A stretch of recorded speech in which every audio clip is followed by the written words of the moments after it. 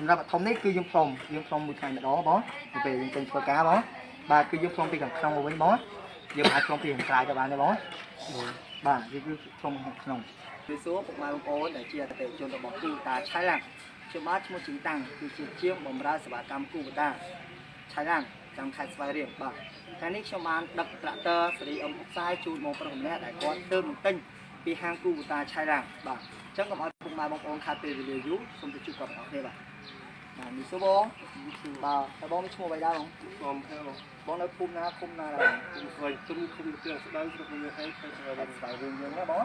បាទថ្ងៃនេះខ្ញុំបានដឹកត្រាក់ទ័រជូនបងណាបងបាទអញ្ចឹងខ្ញុំសូមណែនាំបងពីរបៀបថែរក្សានិងការហើយមួយវិញទៀតគឺទៅលើផ្នែកពងមុខបាទផ្នែកពងមុខនេះវិញម្ដង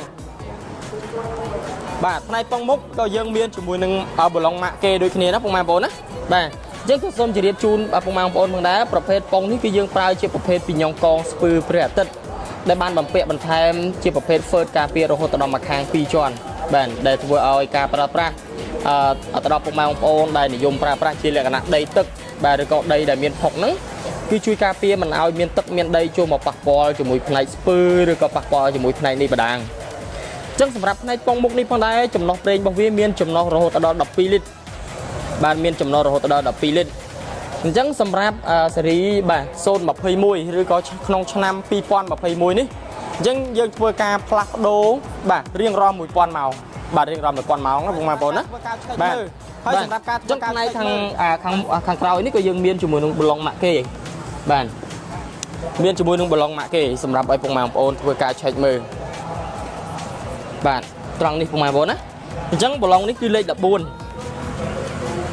បាទយកពុកម៉ែបងប្អូនធ្វើការបន្ធូរប្លុងនឹងមកហើយធ្វើការដោះប្លុងនឹងចេញ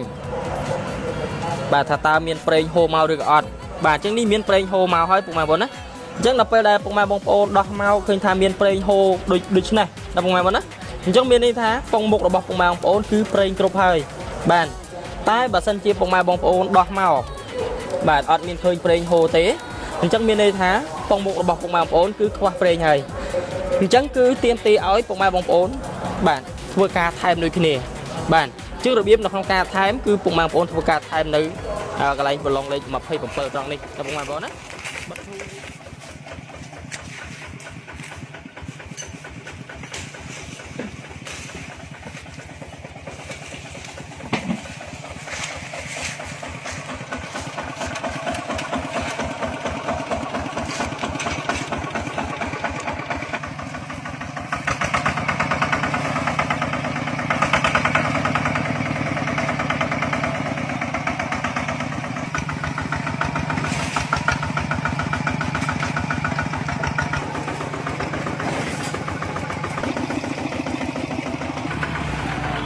ស្អាត